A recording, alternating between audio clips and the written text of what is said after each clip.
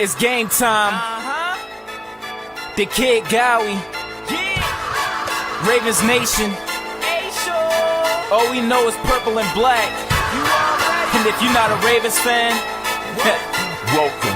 Welcome to Baltimore, Maryland, M&T Bank Stadium, where opponents don't make it out alive unless we bury them. Every team be afraid of them, especially all the quarterbacks, cause our defensive linemen won't hesitate to leave you set. Let's take a minute, go back to Super Bowl 35. Domination was an understatement up against the Giants. Numerous touchdowns, they put up numbers, and it didn't take a nutritionist to see they hunger.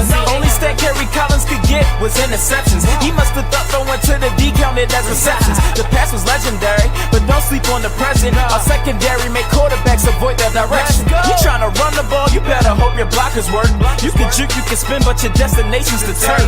This is a man's game, being soft will get you hurt. Watch the defense force a fumble and the fans go berserk. 17 weeks, only one league out of 32 squads. No one's messing with our team. We all bleed black and purple, you can check our IVs. Raven Nation fly high, watch us all spread our wings. Put your game face on, embarrass the competition. You ain't talking about the greatest if the Ravens aren't mentioned. Screw every other team, cause those dudes are whack. In Baltimore, the only thing we know is purple and black. Go! They always win when the championship's on the line. So if you hoping that they failed, then you really wasting your time. Go and ask the 49ers, I'm pretty sure they remember when they made a comeback, but weren't declared the winners. 2 rings down, but you know they won't stop now. If the opposing D's caught slipping, you know exactly how that goes. That's another deep connection for 6 points in the end zone. The stadium goes wacko as Ravens put in work. Pittsburgh Steelers, that still curtain is looking more like a skirt. So tell me who they say is going to beat them Bengals. Who used to beat the Browns until they relocated? Ravens, they are one of the greatest. There's simply no denying it. To beat them, bringing your A game's a requirement. With the youth of the team, I bet they still be dominant, even after the greatest linebackers retired. 17 weeks, only one league out of 32 squads. No one's messing with our team. We all bleed black and purple, you can check our IVs. Raven Nation fly high, watch us all spread our wings. Put your game face on, embarrass the competition. You ain't talking about the greatest if the Ravens aren't mentioned. Screw every other team, cause those dudes are whack. In Baltimore, the only thing we know is purple and black. Go!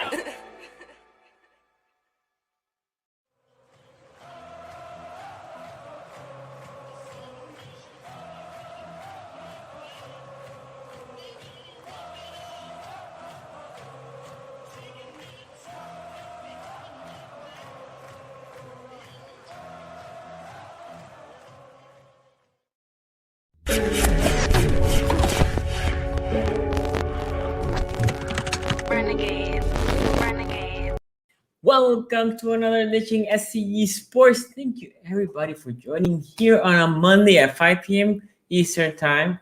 Was it 3 p.m. West Coast, if I got that correct, and 10 p.m. here, UK time. Shout out to Devin, In Raven, Brandon, Paul, Ro Raven Smith, Nut Nasty 99, Billy Joey, the Point Full. Let me see. Billy Joey, by the way, shout out from the UK. There you go, man. I'm here. Which, by the way, guys, some people were asking, are you watching the preseason live? Hell no. I ain't not watching no preseason live. And not the preseason. On the regular season, I wake up. That's why you're going to see me tweeting, doing the live on Instagram. But not during the preseason. I woke up in the morning on Sunday and I watched the whole game. But no, not in the preseason. Cam Neal, shout out to you. Everybody, thank you for coming. We have a special guest. My guy Tony is in the background listening to that beautiful song. And he told me, said, Sonny, it gives me chills every time I hear that Pittsburgh Steelers curtain is looking like a skirt. He told me. I mean, this is a quote. I'm not lying. It's a quote. I can see him shaking his head. I can see him being like, I love it. But anyway, yes. He will be here. I'll be taking calls, so I may be able to sneak a call or two here with my guy Tony. Okay, let's talk here real quick because I want to do a preseason before I bring out Tony of the game, because I don't know if Tony watched it. I'll ask him later, but I would like to know what people thought about Odafe Owe. I haven't seen no analysis for no YouTubers. I saw Raven here, but I haven't seen his video. I haven't seen nobody's video. That's typical what I do because I don't want to take my opinion. Give me a quick letter grade of Odafe Owe. Before that, I'm gonna go and say a couple players that just for me. Patrick Queen had a spectacular game. That's Tony's favorite player, by the way. You can ask him about him later. He had hell of a game. Instincts were there. Really solid game. What I want to see as he is going to the next step, right? Ben Powers, a guy that I rave about here, right? I actually pinpoint him as a starter. I will cut him today. No doubt. Today, I will say, yo, you are garbage. You are horrible. He couldn't. Look, people were going to talk about Trace McSorley. Oh, he looked horrible. Trace McSorley had no time. That interior O-line, right? Which I understand right now, the pencil in left guard wasn't in. The pencil in right guard wasn't in. That middle O-line was horrendous. The left tackle wasn't playing. Phillips play okay, but remember, this is not the first team over there for I'm blanking who we play right now. Whoever we play, I forgot who we play right now. But whoever it was, that wasn't the first team. Oh, the Saints. That wasn't the first D line, right? The bunch of starters. So Phillips, Alejandro looked good, and he was the best O-line that I saw from the bunch on the right tackle position. Again, not playing until first caliber, but he looked okay. But yeah, Powers. Dude, Powers. Again, I'm a fan of Powers, right? If you follow this channel for a while, I've been a fan of Powers. I'm like, he should be the starting left guard. Nope. Not after that performance. And I'm joking when I say I cut him right away. No, I mean, there's an overreaction Monday, but still, it's not good when you're getting beat by a second streamer and you want to be a starter. Not good. Okay. And the second tier O-line, did they play better? Yes, but remember, they were so Hunley. Think about this: Hunley and McSorley. Hunley had way more time. It wasn't like he had a lot of time, but he had way more time. So yeah, I think it is because that third tier of D linemen came and it wasn't great for the Saints. Okay. A guy that I said we should cut, right? When I said my 53-man roster, I put this guy as a won't make the roster. Bronsick Washington. I say, do he make the roster? Well, here it is. So Malik Harrison had a great game. Very solid game. Very solid. That first fumble was not Malik Harrison. I don't know what people were watching. Malik Harrison did a great job scoring away that tackle. Bronson Washington came from the left side of the guy and punched that ball out. And there was another play that, from my side view, looked like he also punched that ball out. So, like, if I'm keeping score, my dude that I thought it was a guy that was not making the roster look good, which I'm all for it because I need younger D-lines behind, right? Marabuki played great in the second year. So Bronson, look, props to him. He was solid. He was really good. Harrison played good. Brendan Stevens, you know what? He played really good for he's playing against second/third teamers. He was good against that competition. He was good. Sean Wade, that interception, he was good throughout. Averett, I like what I see from Averett. Let me see. Ford looked slow, in my opinion, but whatever. Looks like he's LB3 right now. Okay, let me see if I see some of these comments from Odafe Owe. So it says, Bo by minus, in Raven A, that nasty A, B+, a fast gunner, yeah, A minus. He's excited though. Owen got off to a fast start, faster than he did in college. Sonny don't play around, man. This man ain't got no. Look, I'm gonna give you my letter grade from Odafe Owe, and you guys know I'm a big fan of Odafe Owe. A solid C. Solid C. And you guys are like, Sonny, you're crazy. Go back and watch Odafe Owe against second and third streamers, right? That's the competition. We're not talking that he was there against an elite tackle, second and third. 75 to 80%. He had a couple of times that this is not an F. He had a couple of times that he beat this guy. Yes, he did. About 75% of the time, he reminded me, and you guys kind of hate this name, of Ferguson. By the way, Ferguson got that one sack. That one sack, the guy just basically ran to it. But Odafe Owe, if he got inside the tackle, it was like he got sucked in by the tackle. Like this dude was not to be found.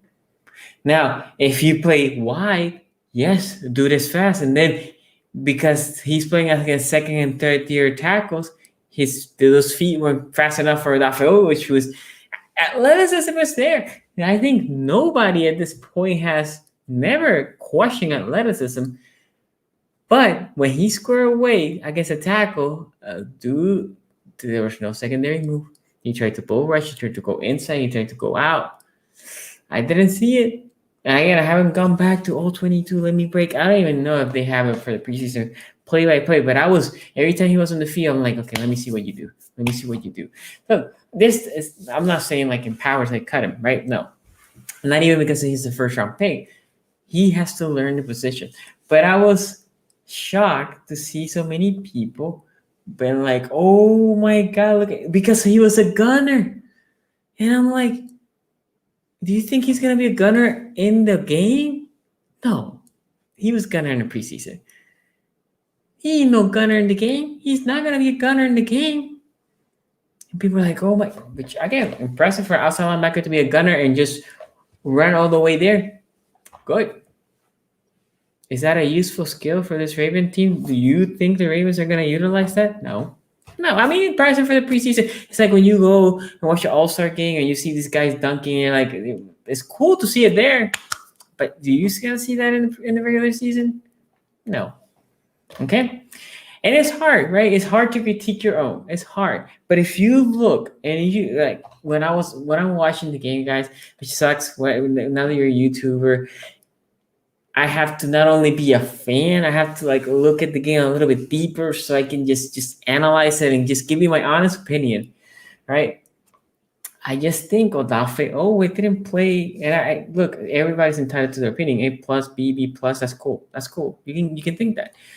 I just think as he was deeper in the game, right? And he was basically going to a third streamer, he should have just be beating that person left and right? At least the third streamer. Nope. He has some burst. Burst is there. Definitely need to learn second and third moves because when he goes inside, and again, this is not like top tier tackles, he got sucked in. But anyway, that's my opinion. Again, I think there were some guys that were impressive, and there are guys that were in the bubble, and Brunswick was like a second teamers. Receivers. Prochet looked good again. Duvernay looked good again. Number 10 that I'm blanking his name, he looked good again. I don't think he's making the team, but he did look good. Mason, the other rookie, no, he can be cut. Yeah, because I mean, it's a fullback. What are you gonna do? He's probably gonna be cut. The kicker, that's a 5th round pick waiting to happen in a trade, right? So, anyway, more. Thank you. On the run defense, he was good. So Tanya here said, Owe shouldn't be encouraged like that. He should be more in the pass rush.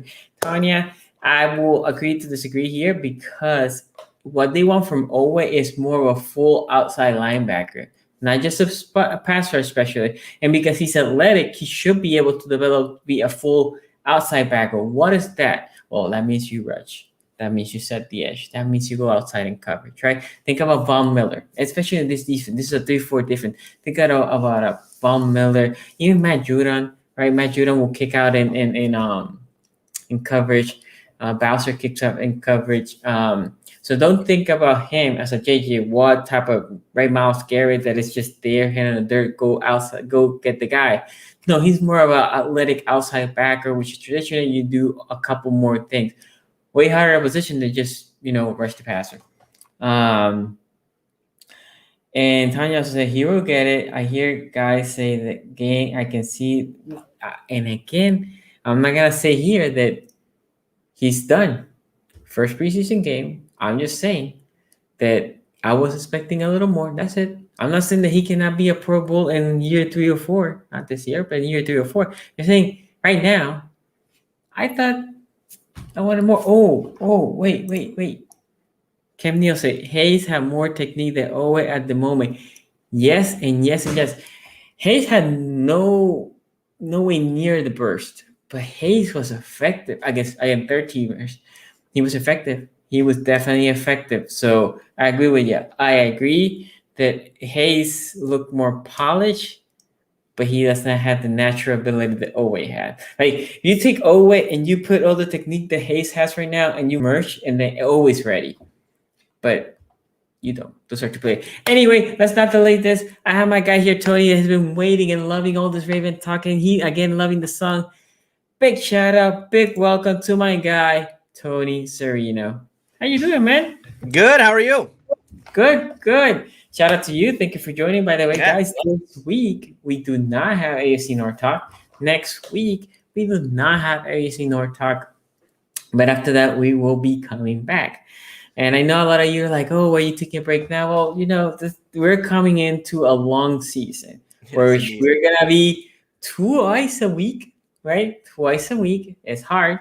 So we, just before the season, just take a break. We are not going to be taking a break from our individual channels. So I'm going to try to bring all the guys here individually. I think we're going to do a collab, the four of us, so almost like AFC North Talk in Quincy's channel. So you just make sure you follow Tony, you follow Q, you follow Ace, and obviously you make sure you subscribe to here because we're going to all be doing our thing. And then again, a week or two, I can't forget. Yeah, in 2 weeks, we'll have that. We're coming back strong. I mean, we're coming back with a hot take show that I think everyone's going to enjoy. So look for that. That's what I was saying. We were talking. I was like, I think we should do a hot take show. And Tony's like, oh yes, we should. And then that's gonna be the show that we come back. By the way, we'll put something on Twitter saying when we're kind of come back, so you guys know. Anyway, Tony, how you been, man? Doing well. I'm excited to be actually watching football, talking about football. I did get a chance to watch a bit of the Ravens game. I was at a bar on what was that? Was it Saturday night? A friend of mine is a huge Buccaneers fan, so he wanted to watch that game. So I got to watch a lot of I actually know more about the Bengals than I do the Ravens game. But yeah, I've seen a little bit of you guys. What I love about preseason is that, and you were talking about it, a lot of the young guys going up against backups and whatnot. But this Ravens defense, what are they? 4 turnovers in this game that they created? 6. Okay. Yeah. 6. Yeah. So I missed a couple. Insane. But it's one of those things where this is a defense that, has a reputation for creating havoc and causing turnover. And even guys who look, a lot of the guys aren't going to be starters on that, who cause those turnovers, but it is just the mentality in Baltimore. Yeah, I would say this. It's very hard to watch a preseason from another team because after the first quarter, the football play, you can see how it diminished. And as you're approaching that third, fourth quarter, you're just watching that because it's your team. Let's be completely honest. Even when you're there in the stadium, you leave early because at that point, you don't care because whoever's in the fourth quarter is probably not going to make the thing. It might be the 1 or 2 guys that make it as the 53 man on the roster. That's what you're doing. Yeah, you're watching the 53rd guy on the roster trying to make the team. Yeah, but this is not something that if it's not your team, you're not watching. By the way, guys, before we keep going, before I start asking Tony questions, if you want to be here calling, text. Again, I always say make sure text because I don't have anybody here. I don't have a magical person putting people on hold. So you text me, I'll call you back. You know how it is. You know the routine by now. But the number is what that means, by the way, what I'm saying is if you want to yell at me about Patrick Queen, which I've seen chat already, is they're having a lot of fun today. So yeah, if you want to yell at me, there's the number to text right there. By the way, I would say this: Patrick Queen had a hell of a game, and I agree with you in a lot of the takes you did about Patrick Queen. By the way, I just didn't think he was garbage. But to be fair, Tony, if you follow me on Twitter, especially in that Kansas City game, I said bench him. There was a tweet. If you follow me, you can probably find, because I'm not about to deleting tweets. You can find that tweet that says you need to bench Queens because he was getting abused. Yeah. No, and I think and look, and what I was saying about Queen is look, he really, the tape that I watched from last year, he clearly struggled from the tape that I watched, and so it's always, for me, it's always when you see young guys who are struggling that much, how much they have to grow in order to become the player you want. It's a very similar conversation to what Steeler fans are talking about with Dwayne Haskins right now, where I had said all off season, look, Haskins was statistically the worst quarterback in football over the last 2 seasons. So to talk about that guy coming in and being the future of the franchise, we're talking about a jump year over year that would just be, borderline unseen. Now, and yet, Haskins looked okay. Okay, so 2 things here, and then I'll give the floor to you. 2 things. PQ, as we like to call him here. Mm-hmm. He had no offseason, and middle linebacker is a very, very tough position in the NFL because you're sitting almost there on an island where receivers are crossing you by. You might have to go ahead and take the tight end, or you might have to take the running back, right? So there's a lot of things. You're like there watching all this movement. So as a rookie with no really offseason, I think that's super hard. Yeah. I think probably middle linebacker, I would say, is probably one of the toughest positions as a rookie to get, right? And again, no offseason. I think tight end, for some reason, I don't know why the tight end seems to take a while for players to develop ready. I mean, Mark Andrews was pretty, and I was surprised, pretty ready. But for the most part, you don't see that tight end jump in year 1. You just don't. It's very rare. But linebacker, I would say, quarterback, obviously. Running back is one of the easiest one. I think we can all agree. Running back, wide receiver.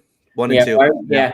And I think interior O-line also, I would argue the interior O-line is basically technique. It depends on the scheme. If you're in like a multi-gap scheme, then that stuff can be hard to pick up. Oh, yeah. But at that point, your O-line. But let's say for most part, the guard position is pretty banal. Even if you pulling guard, usually you pull, you're just looking into your lane. And after you pass your first stage, you're just looking for the first team with the other jersey to not even try to block it. You just try to throw yourself to them.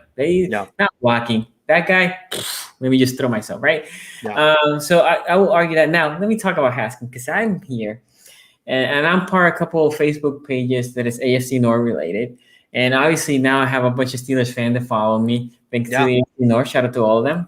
I'm sure Tony has a bunch of Ravens fans that follow him on Twitter as well. Indeed. But the insanity that I hear about Haskins, like we have a guy that you heard me, right? McSorley, Huntley. As soon as Huntley came, you can see when the third streamers start coming more and more, then Huntley started looking better and better. Well, yeah, that's the same thing with Haskins, right? You have what is your boy? Rudolph. Mm-hmm. Mason taking the best of the second streamers because they might be a couple of starters. Like the Ravens defense threw up a couple of starters there for like a series. That's about it. Patrick Quinn play I think 2 or 3 series. But like our corners play a series, and then for the Saints, you can see the same way. That first defense that they threw was harder, and the O-line couldn't do anything. And as the D-line move on and the linebackers move on and the second and third streamer go, you're like, ooh, these passes are getting easier to throw, right? Yeah. So I think Steelers fans need to just hold their horses with Mr. Haskins because it's not like I was about to say this the other day, and I was like, you guys are acting here like Haskins is going to play against a pushover division. He came from a pushover division. He came from the least. Yeah. But here's what I'll say about Haskins so far, right? And I think I understand what you're saying, but we have to let's recontextualize it in this way. When Dwayne Haskins got signed by the Pittsburgh Steelers back in January, this was a guy, as I said, Haskins was statistically if you go by EPA per play or you go by completion percentage over expectation or you aggregate those 2 statistics, he was the worst quarterback in the league since he came into it, right? Back in going 2019 and 2020, taking those 2 seasons together, the worst quarterback in the league. And this is a guy who was a first-round pick in Washington. On the field, he was bad. Off the field, he was bad, leading him to get cut by that team. And it wasn't like there was a bidding war. When the Steelers signed him in January, he had been on the open market for weeks at that point. He signed a 1-year minimum salary deal. The talk about Dwayne Haskins was about, Dwayne Haskins versus himself. Dwayne Haskins versus, can he even make a roster in this league? So today, the fact that he's gone in preseason now, and I agree with you, look, it's against second and third stringers, no doubt. But the fact that he looks like a capable NFL quarterback and a guy who is at this point, I think, competing with Mason Rudolph for that backup spot is a big leap from where this guy was, even 6 months ago. And I think that's where the excitement comes from is, look, this is a guy who in the last, 6 to 8 months has grown to what we're seeing from him now, which is a guy who's not making bad reads. He's not trying to be too aggressive with the ball, staying within himself, making good throws. As Tomlin likes to say, make the routine plays routinely. And I think that's why a lot of fans are seeing arrow pointing up for this kid, because he has the pedigree and he's no longer making those dumb mistakes. You wonder about a year from now, what could he look like, as he gets more comfortable with this offense. Yeah, one thing I will say also, I don't think the kid is done. And I always root for anybody that is willing to put the work. If he's willing to put the work. And one of the best things that happened to Haskins going to Pittsburgh, if we're completely honest, behind a veteran quarterback. And as long as that locker is in shape, that he doesn't go up and do foolish things, he should be good. Now he needs to put the work, studying film. Yeah, he was horrible on reading, right? He had the Ravens play against Haskins. Haskins was there before he got benched. We ate him alive. It was a sad story. And we're not at that point in preseason yet. We're not at the point where they really do any sort of game planning yet, where he has to watch the opposing film. And these are the kind of weeks in preseason where it's more sandlot ball, where it's just guys going out there and just execute the play at hand and don't worry about what the defense is doing. That's going to change probably next week, right? Next week for the Steelers is preseason game number 3. That'll be the one where the starters will play and they'll do a little bit more, game prep and real film evaluation and that kind of thing. But Haskins is still playing QB3, correct? He might get QB2 reps in this one. We will see. He got some starter reps in a 2-minute drill in practice the other day. It seems like Tomlin is open to the idea of him actually competing with Mason Rudolph for that backup spot. Good, because Rudolph. I mean, I'm okay for you guys to keep Rudolph. I think Rudolph's been fine. I know a lot of people live on that 2019 tape. In 2019, Mason Rudolph was awful. I mean, he was just a bad quarterback back then. But I thought I thought Mason was fine against Cleveland last year, and I think he's been fine in this preseason. I think he looks a little more comfortable now. No more of the deer in headlights Mason Rudolph anymore. So for him, I think it's arrow pointing up as well.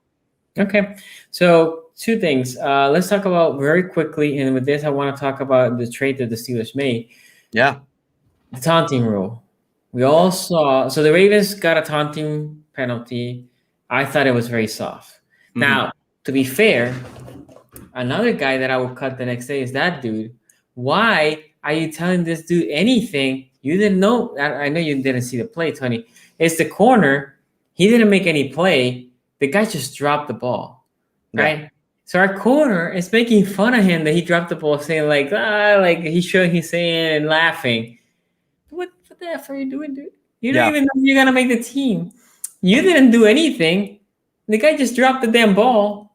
And anyway, it was a soft penalty, but that doesn't compare to the one that the Colts got. And I know you saw this because it was trending on Twitter, right? Yeah, of course. No, everybody saw this. Oh my God. I tweeted about it and I said, NFL, what the F? You're really trying to put this to be a hashtag no fun league. That's my tweet. Something that I want to hear your take. What the F, man? No, this is what I always say. It's like the worst part about football is that the NFL is the league that has football, right? They're the ones that put on. I mean, this is the stupidest league in sports. Roger Goodell remains the worst commissioner in sports, and they continue. I saw someone the other day, like the NFL every year just tries to test, what's the worst thing we could do but still have fans watch the game, right? I mean, this taunting rule, how much is it going to come into play this year? Likely not that often, but right, it's just enough that it's going to be another annoyance that we fans have to put up with, while not being like, I can't watch this sport anymore, right? I mean, the NFL just habitual line pushers in that way. You want the game to be fun. I mean, this should be fun. It's an entertainment, right? And look, you don't want guys. You don't want this for anyone to cross the line. But the idea that player pushes the pile at 7-8 yards and gets up and celebrates about it, and maybe he did it in the guy's face a little bit, but that's not a taunt. In no way should that be a taunting rule. It reminds me of the silly college rules where any sort of celebration in college is 15 yards. We can't get there in the NFL. No. And guys, I think there was a couple of years back that they did a rule. I can't remember what it was. And then it was a point of emphasis. The rule has been there for a while, but now they're making it a point of emphasis. I love that wording. No, now we're making it a point of emphasis. Which means what? The rule was there. You weren't calling it, so now you're going to call it and see how the fans react. Well, the fans hate it. So I think what's going to happen by week 1 is going to stay there. and they're only gonna call it when it's outrageous, right? And that's fine, because what you're trying to do is avoid a fight because the guy is trash talking too much, and then it goes out of gets out of their hands. Yeah. You don't want it to get out of control. Yeah. Yes, but for the most part, celebration. Even when they they do the dog fighting, they put their helmets together, they break. NFL players rarely do you see a fight, right? So yeah, I think it's just stupid. But anyway, moving on. We haven't even talked about this in the AFC North Talk, but Justin Houston, our Raven, the fact that he elbowed a certain team is very recent. Apparently, that you got Ingram. I'm just saying. I'm just talking about reports. For the no, I think it's true. No, I mean, I 100% believe it. 100% I think it's true. Because if you pull anybody and you say Ingram or Houston, 100% will say Houston, because Ingram hasn't been really healthy in the past couple of years, and Houston has still been consistent. Like Ingram, not injured. Yes, you probably think Ingram because he's younger and all that, but Houston has been more consistent. So I think it's completely true. I think the Steelers, I don't think when the Ravens signed him, that offer was still there for the Steelers. It could have been, but I think when they signed Ingram, they probably move on. But No, I think Houston told them no, and they moved on to Ingram. Yeah. Yeah. I think the Ravens got a steal for him. I mean, $2 million salary, and then he can make up to $4 million if he hits incentives of sacks and all that. I mean, that's amazing. I mean, that's amazing. And on the other side, you guys made a trade, sending your whole draft pick for Schobert. No, sending a 6th-round pick, right?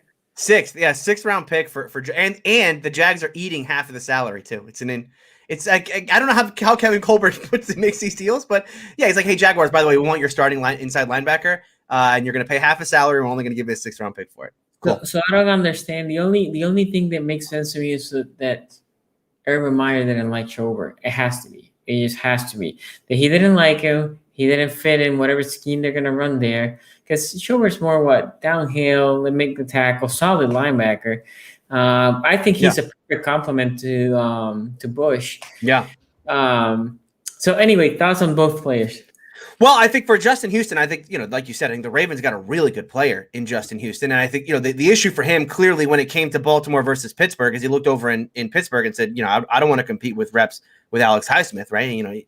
Let me go to Baltimore where I'm going to get all the reps that I want. I think that was a pretty easy calculus for him there. Whereas, Ingram, I think is more likely to either split rep with Highsmith or just be an out-and-out backup. But I think Baltimore got a really good player because Houston, like you talked about, Houston right now is far and away the better player between the two, and a lot of that comes back to injury, but just, productivity on the field. Justin Houston has been as productive, as a player at the edge rush position as anyone we've seen, especially, in his early to mid 30s. So credit to him and credit to the Ravens for getting him. As far as Joe Schobert goes, this is what a deal for Kevin Colbert, because the Steelers, once Vince Williams retired, the Steelers went from having a really deep inside linebacker room to a linebacker room that, was really just their starters and then a bunch of guys behind them that, Ulysses Gilbert, Marcus Allen, and Buddy Johnson, a rookie. None of those guys you really believe in.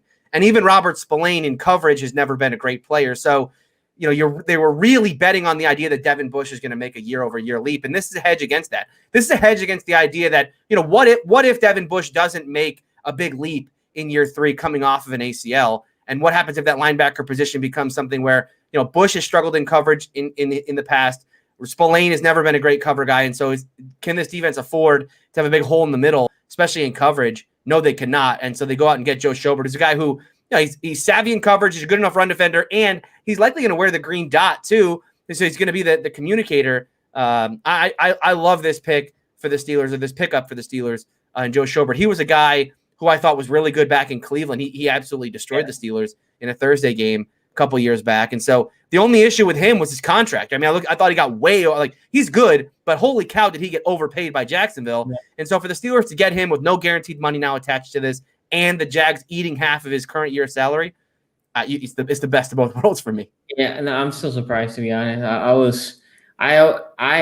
Look, Ravens fans, if you're realistic to yourself, when Schobert was out there, you guys wanted the Ravens to bring him here. We didn't have Patrick Coons back then.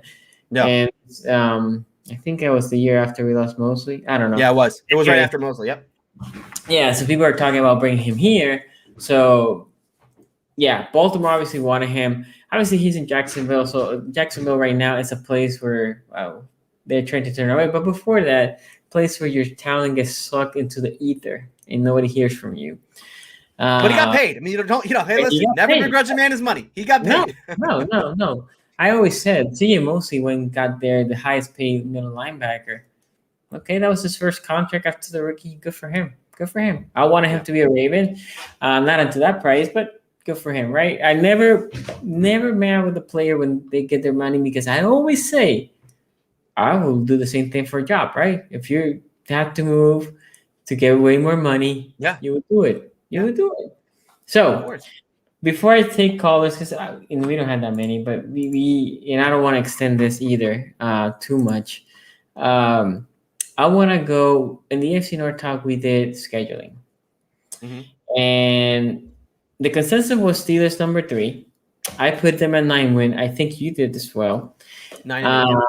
But looking back into the comments from people, and we said this in the show that we were not going to deep dive it because we were going to spend there every like hours.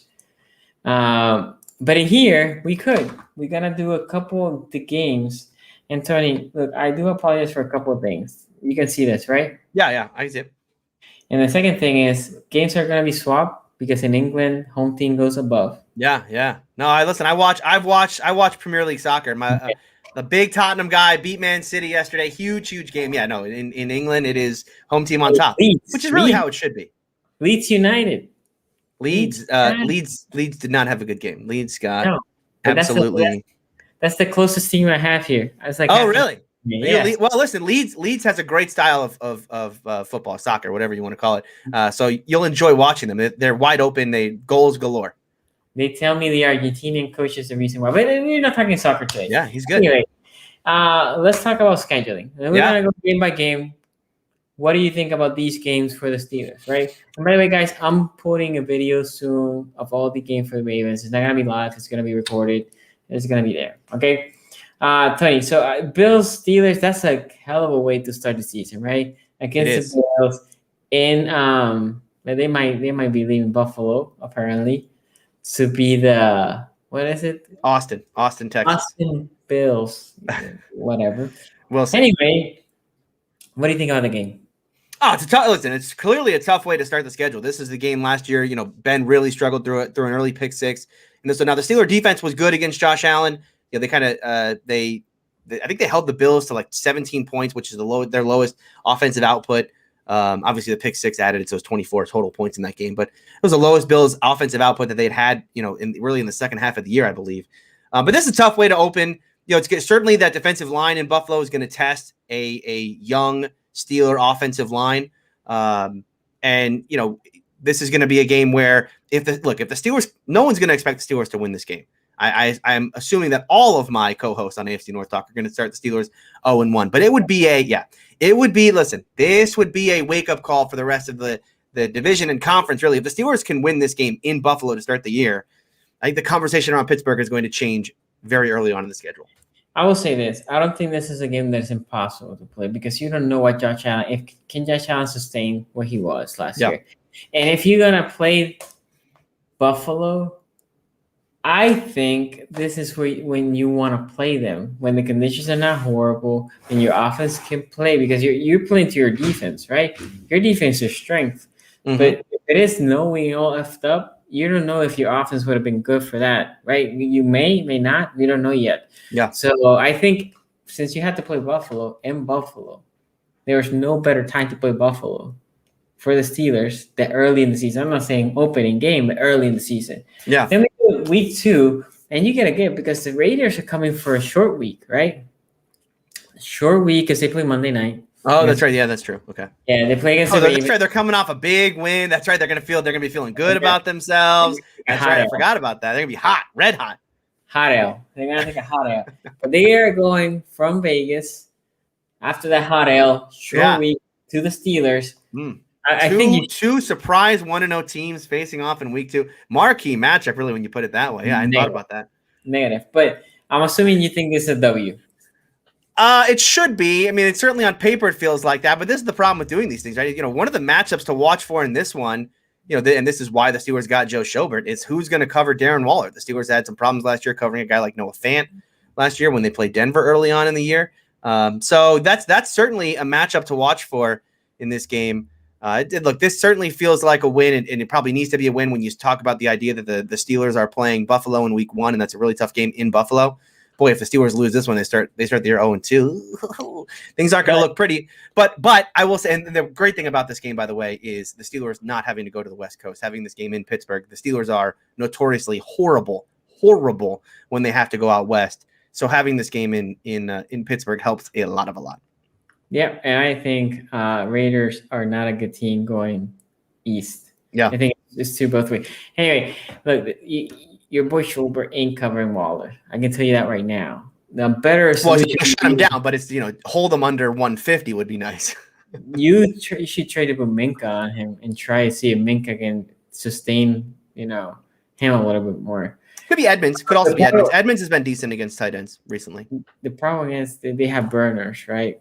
So you need Minka also to be high safety in that game. Yeah, Henry Ruggs. The Henry Ruggs experiment. Anyway, then we go. You guys stay home to the Bengals. I think that's a W. My guy Ace might not think it's a W because he puts you guys fourth. What do you think about that game? No, I'm excited about this one. Joe Burrow coming off of the ACL. Obviously, the Bengals feel like they have a top offense now with Burrow and the 3 quality receivers they have with T. Higgins, Jamar Chase, and Tyler Boyd. So this should be an advantageous situation because we'll see how much better, if at all, the Bengals offensive line is. But this is a game where TJ Watt, Alex Highsmith, Cam Hayward, Stephon Tuitt, this is the game where you tee off on Burrow, much like they did a season ago. It's in Pittsburgh. I mean, again, I think this is a W. It certainly seems like one. So let's talk about then your stretch here. Yeah. That one in Green Bay, a hard one. But again, to be fair, whoever did the scheduling, you have to play Green Bay on the road. That October 3rd, that's still a good time to go to Green Bay. Agree? You know what? This is one that I probably would rather have later on in the year, and I'll tell you why. If the Steelers are who they want to be, look, if the running game stuff doesn't work out, if the Najee Harris stuff doesn't work out, if the offensive line can't open holes and the offense is going to be a bottom 5 running game again, then all of this whole discussion is moot, right? The Steelers are going to be a very bad team. If it does work out, though, you'd much rather have this game in the cold weather. You want to have this game in late November, in early December, in the cold weather, and you bring a Steeler team in there who can play good defense and run the football. That is a recipe for beating a guy like Aaron Rodgers, especially in cold weather. So this is a game I'd probably rather have in later on in the year. A tough Bronco team, but you guys get them at home. So I think that's a game that is definitely winnable for you guys. And then a Seattle team that is horrible on the road, especially going east. Seattle is bad going east. So look, you guess luck, but you were one of the ones that got Seattle away, at home. So that's, some people were in the chat and some were Ravens fans were like, oh, we're Steelers going to have 9 wins. And I'm like, I can see them going under 5, but I can see them going easily 500 or above 500 because I feel like the toughest games for the most part came to be at home, especially those West Coast teams, right? Like Denver's a sneaky team that if you play them on the road, it's hard. You're not used to being in that elevation, right? Yeah. Play them at home is very important. Seattle's another team that you want to play them at home because it's like 2 different teams.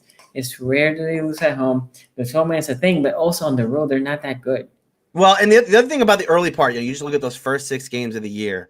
This is a Steeler team, new offense. This is gonna be a brand new offensive line, Canadian offense. Yeah, so yes, exactly. I had to get my Canada hat. This is a team that's gonna likely have get better as the year goes on, much like we saw a Browns team, going under very similar changes last year.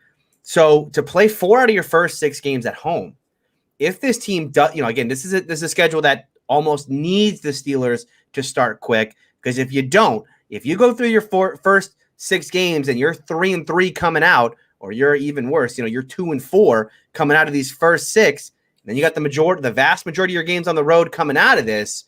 You know, that I think is, again, it can be a tough schedule for the Steelers, so they need to rack up some wins early. And then you face the Browns after that, and it's on the road, which I'm sure the Steelers fan can't wait for that game. But facing them on the road is not the best way to start in Halloween. I don't know. This is a tough one. Even if you think you're gonna split with the Browns, you're gonna probably pick your home team to win.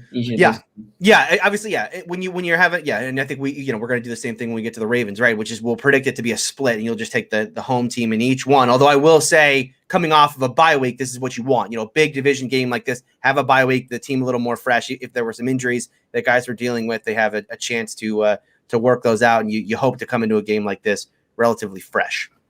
And here is the cupcake part of the schedule: Bears at home, Lions at home, right? Those should be 2 easy W's, in my opinion. That's probably the easiest part of your schedule, because Chargers are no pushover and you're going west. I can definitely see that as a loss. What are your thoughts on those 4 games?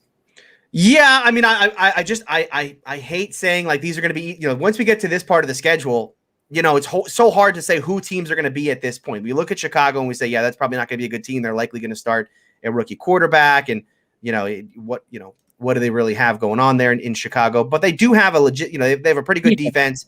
And if Fields hits, then they have some really good playmakers with guys like Allen Robinson and Darnell Mooney. I think David Montgomery's an underrated running back. So like that team could be good. Chicago, though, like you said, should be a win. Detroit, new coach. I love his mentality. He is a quote machine, and I love it. But I think that team's just going to straight up be bad. So, and the Steelers they're fighting for first overall. Let's be honest. I mean, look, Detroit is going to have Jared Goff at quarterback. The Steelers feasted on Jared Goff 2 years ago. They should likely feast on Jared Goff again in this game. Yeah, that O-line is. I mean, I know they drafted Ace's boy, but still, that's 1 of 5, right? And Panay is not actually did not look that great in that preseason game. That's early, but did not look great in that preseason game. So I think Detroit's going to compete for the first overall pick is what I think. But the Chargers one is hard because it's in LA. Yeah, it's in LA, and I'm all in on the Chargers this year. If you want my sneaky, who could actually be the winner of the AFC that isn't one of Kansas City, Cleveland, Baltimore, which is everyone's picking, I would say the Chargers. The Chargers for me are like the 3rd best team in the AFC right now. Don't ask me who number 2 is though. Ravens. No comment. Okay, so then you get the Bengals before the Ravens game, and this is a game that I can see the Steelers overlooking because you're getting Baltimore.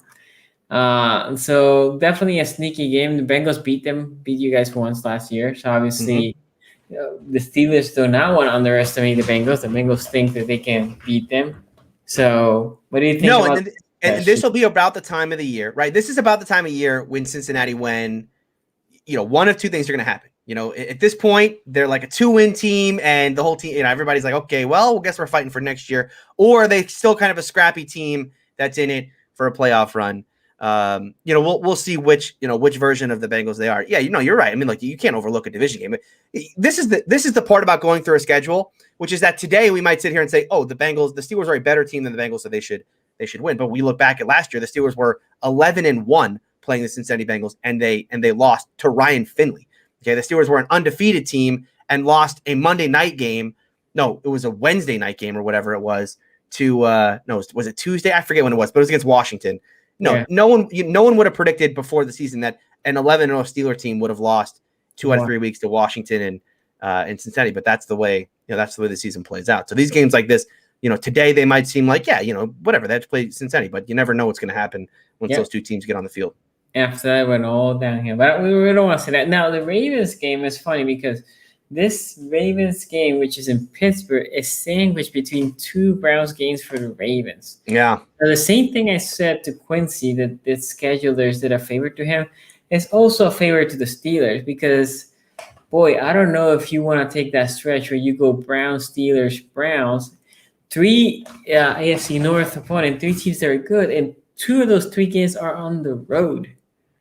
This is the sneaky, most brutal part of the Steelers schedule. We're going to talk about the games coming after this, but if you just look at these 4 games right here, at LA, at Cincinnati, home for Baltimore, then at Minnesota on Thursday night.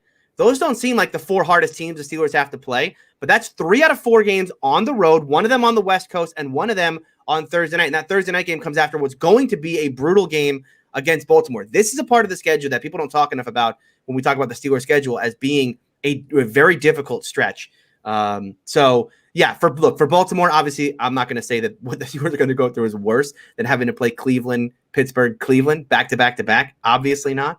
But no, this is a sneaky stretch of the Steelers schedule. Okay, and then let's finish this up with the Titans, which again, because you got a Thursday night, I think that should be then you go home. That should be a game that the Steelers should be prepared. It's a mini bye, right? Yeah. The Steelers should be prepared to whatever the Titans have. It's at home. So then it's here and here and here.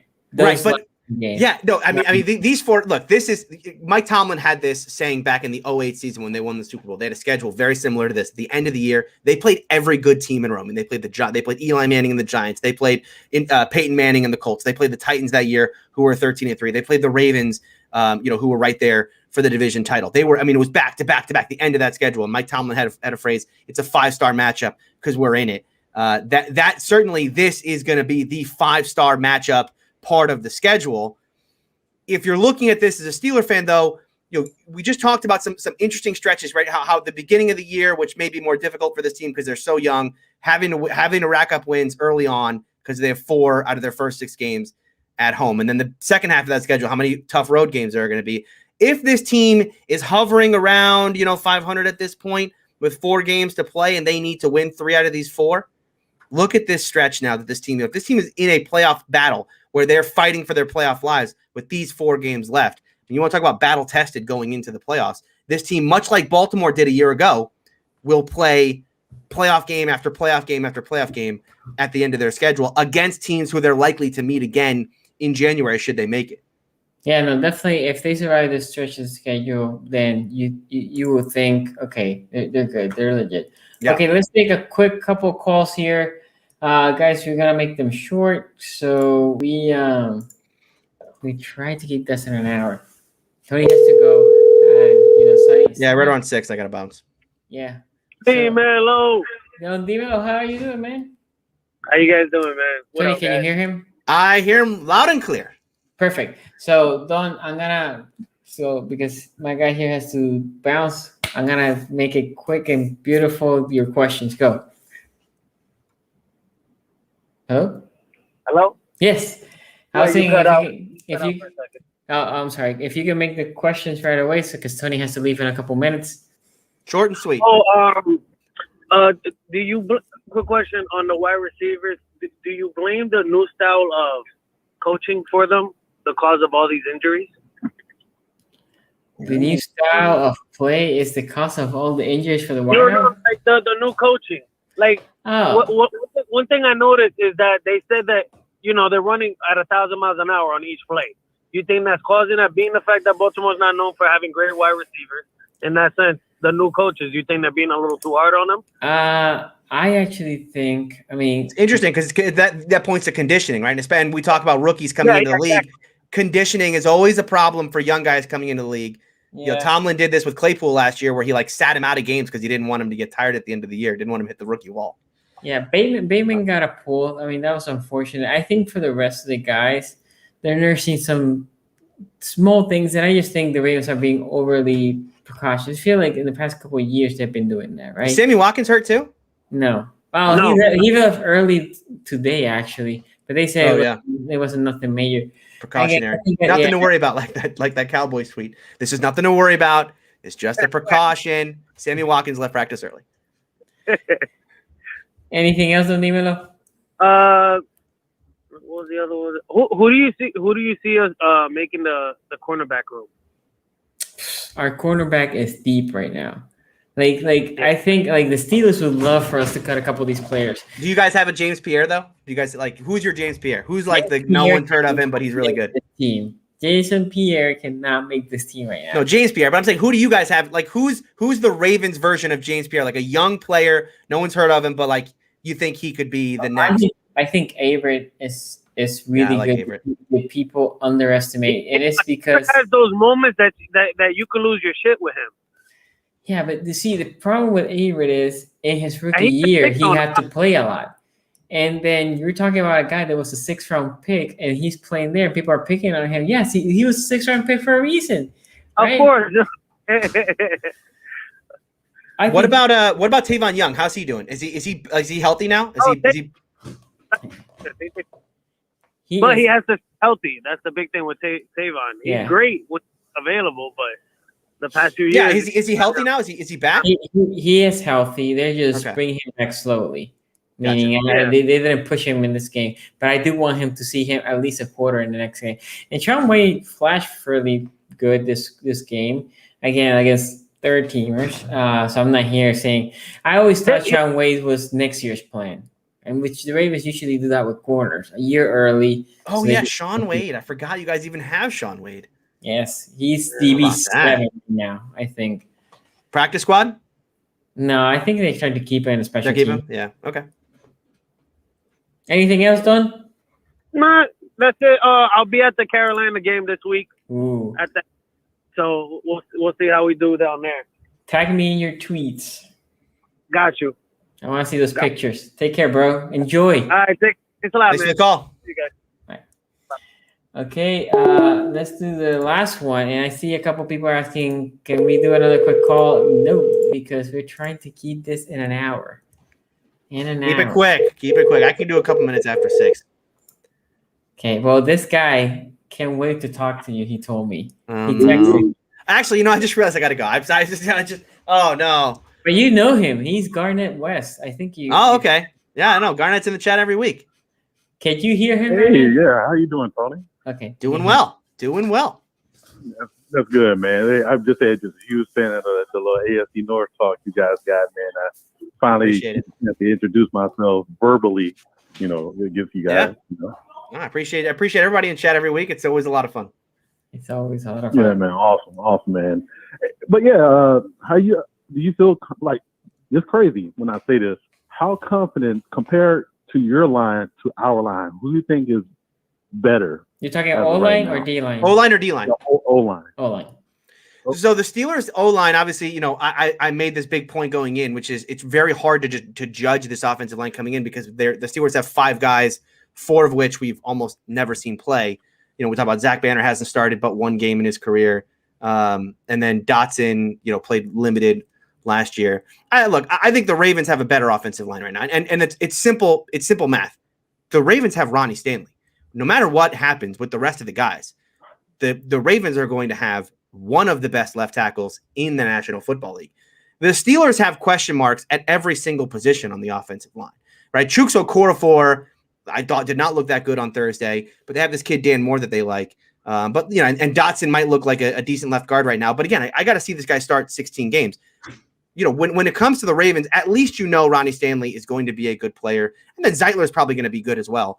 So, right there, we just stop the conversation right there. The Steelers have 5 guys who you just aren't. The Steelers could be a top 10 offensive line. They could be the worst offensive line in the league. I mean, and anywhere in between.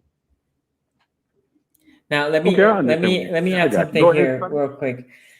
I don't if the Steelers are 15 or below, you guys are not making 500. This offensive line has to be at least in the lower teams. I'm not saying. What do you think they were last year? Where would you put them last year? I've had this discussion with other people, but where would you put the Steelers offensive line last year? I think they're probably in the 20s. In the 20s, yeah, that's what I would put them, like 25, 26, 27, like in the bottom 5 of the league. So if they go up to like 20th or 17th or something, right? That's a massive jump in the offensive line. I know, but I think this year the AFC North also all the NFC North has a tougher schedule. Last year we feast on the NFC East. Right? We feast on that was 4 games right there. This year we don't have those 4 games. So I think anybody in the AFC North that has an offensive line is 15 or less ain't making 500. Right? They're not. It's just plain simple. But anyway, keep going, Garnett. Sorry. No, I just want to see what Tony was saying. So the fact that I understand that point of it, but the fact that name wise we look good and just I guess background they're good for us.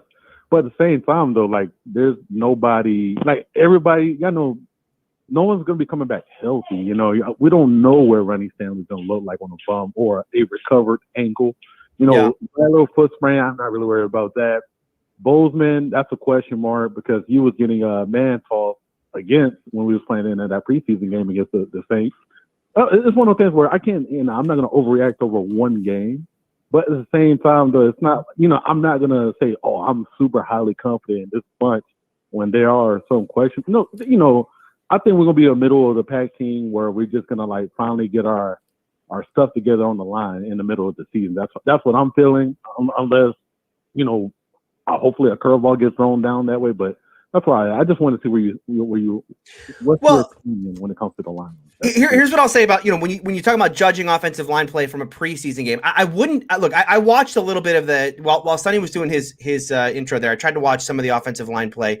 And clearly there are players in there, like Sonny talked about, that were just getting manhandled, and especially on the interior of that offensive line. But you want to look, it's judging offensive line play is not, in the preseason, you're judging individual players. How did this guy individually look? When we get into the regular season, that's when you're going to start to see things like the communication, start to play game planning. All right, when they do this twist or they do this stunt, how are we communicating that? What is our blitz pickups going to look? All of that you're not going to get to see about your offensive line until the regular season. Those are huge question marks that I have about the Steelers because they're all such young players that haven't played together.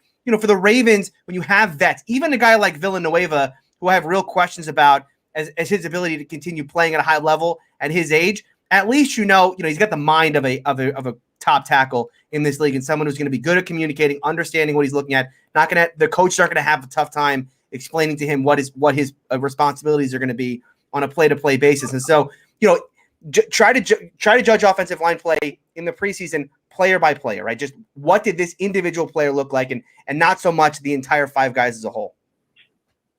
And any last questions? Because I know Tony has to go. Oh, okay. Yeah, too. Nah, man. I let him ride on that. I understand that. That's why I try to do individual grading. That's why I try to go at. Yeah. It's just as simple as that, man. Hey, man. I'll see you guys tomorrow, man. No show tomorrow. No, 2 weeks. We got a 2-week break. We're gonna keep you wanting more. Yeah, I know. Man. Well, listen, we're coming back with not hot takes. These are going to be fire takes. Okay, I'm already game planning right now some of these takes. So we're coming in hot in 2 weeks.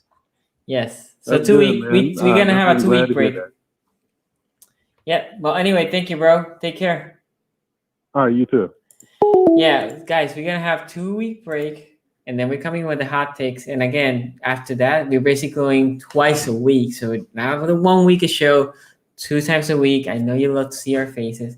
I know you love hearing Tony's ads. It's one of your favorite things. It's one of the most requested things, those ads, which is crazy. Usually you keeping them coming. Right? Anyway, Tony, thank you for joining, man. I appreciate it. Oh, before you go here, real quick. Shout out to Game Madison.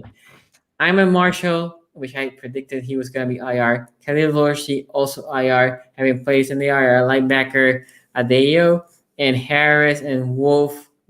I told you guys from last year, ain't making the team. Wait, Deontay Harris, didn't he play against the Steelers last year in one of the games? Was he the cornerback that the Steelers picked on? Ben picked on him. Bond. They pick on Bond. But it was Bond, but I thought Harris played as well and got picked on a little bit in the Thursday game. Yeah, he also got picked on. Yeah. I like him. You guys waived him too bad. Bring him back. He was so good. I liked him a lot. F him. No, I mean, I'm hoping he has a good career. I'm just saying, dude. I'll put his jersey on my wall back. I'll put Bond's jersey on the wall back here, actually. One of the great Steelers of all time. Man, you could pay him. You guys should have paid him. Anyway, Tony, thank you for being here. Tell the guys where they can find you. Yeah, of course. You can find me on AFC North Talk. That is my main gig. I so enjoy talking with Sonny, Quincy, and Ace every Tuesday, and soon to be every Tuesday and Thursday about all things AFC North. So give that a watch and listen. AFC North Talk here on YouTube. You can also find me on my YouTube channel, Steeler Country with Tony Serino. And if you want to follow me on Twitter, it is @Steeler Country. Yes, guys. Go follow him. Good takes. My guy. You guys love to be mad at him. Hey, me and Tony defer. Sometimes we get hot with each other. This is why you have to wear the AFC North Talk. Remember that show? I took my shirt. My guys do not let me forget. But Sonny, listen. I got to tell you something. That fight, that argument is going to pale in comparison to what happens this year when the Browns play the Bengals. Okay, for those of you who have not watched AFC North Talk, Quincy and Ace. I mean, this is a real rivalry, and it's August. Football hasn't even started yet. When the regular season starts, these two are going at it.